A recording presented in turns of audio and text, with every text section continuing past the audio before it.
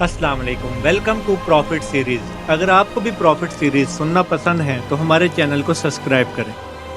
अस्सलाम वालेकुम। आज की प्रॉफिट सीरीज में हम हजरत नूह अलैहिस्सलाम की रियल कहानी पढ़ने वाले हैं। अल्लाह ताला ने लोगों की हिदायत के लिए हर दौर में रसूल और नबी भेजे, जिन पर अल्लाह ताला ने वही नाजिल फरमाई। इन ही रसूलों में से एक रसूल हजरत नूह अलैहिस्सलाम भी हैं, जो अल्लाह ताला के पहले रसूल हैं। हजरत आदम के इंतकाल के बाद बहुत अरसे तक इनकी औलाद तौहीद पर कायम रही, यानी अल्लाह ताला को एक मानती रही। फिर आहिस्ता आहिस्ता इन लोगों में बिगड़ाव पैदा होने लगा और वो शिर्क में मुब्तला हो गए। चुनाचे जब जमीन पर बुत परस्ती आम हो गई तो अल्लाह ताला ने अपना बंदा यानी अपना रसूल हजरत नूह अलैहिस्सलाम को इस मुशरिक कौम की तरफ भेजा। हजरत नूह अलैहिस्सलाम वो वाहिद नबी थे जिन्होंने 950 साल की जिंदगी जी, और 950 साल में हजरत नूह अलैहिस्सलाम इस कौम को अल्लाह ताला की इबादत की तबलीग करते रहे, यानी अल्लाह ताला की इबादत का हुक्म देते रहे और शिर्क और बुत परस्ती से मना करते रहे। लेकिन इस कौम ने हजरत नूह अलैहिस्सलाम की बात ना मानी। हजरत नूह अलैहिस्सलाम ने बेइंतहा कोशिश की कौम को समझाने की। हजरत नूह अलैहिस्सलाम ने दिन में, रात में, अकेले में और सबके सामने इस कौम को समझाने की कोशिश की, लेकिन कौम ने हजरत नूह अलैहिस्सलाम की बात ना मानी, बल्कि हजरत नूह अलैहिस्सलाम को तकलीफ पहुंचाई और इनका मजाक बनाया गया। कौम के चंद गरीब लोगों के अलावा हजरत नूह अलैहिस्सलाम पर कोई भी ईमान ना लेके आया। कौम के सरदारों ने हजरत नूह अलैहिस्सलाम से कहा कि हम तुम्हारे कहने पे अपने बुतों को नहीं छोड़ सकते, तो तुम जिस अजाब से हमें डराते हो वो अजाब ले आओ। तो फिर हजरत नूह अलैहिस्सलाम ने अल्लाह ताला से दुआ की। कौम की बार बार नाफरमानी करने पर और बार बार अजाब की मांग करने पर अल्लाह ताला ने जब इस कौम को इसके अंजाम तक पहुंचाने का फैसला कर लिया तो हजरत नूह अलैहिस्सलाम की तरफ वही भेजी, आप लकड़ी के तख्तों और कीलों से कश्ती बनाना शुरू कर दें। हजरत नूह अलैहिस्सलाम ने अल्लाह ताला के हुक्म की पैरवी की और कश्ती बनाना शुरू कर दी। कौम के लोग जब हजरत नूह अलैहिस्सलाम को देखते तो वो इनका मजाक बनाते कि चारों तरफ खुश्की है तो ये कश्ती कहाँ चलाई जाएगी। लेकिन हजरत नूह अलैहिस्सलाम ने अल्लाह ताला के हुक्म को मानते हुए कश्ती का काम जारी रखा, और जब कश्ती बन गई तो अल्लाह ताला ने हजरत नूह अलैहिस्सलाम की तरफ वही भेजी कि वो इस कश्ती में अपने खानदान और तमाम ईमान वालों को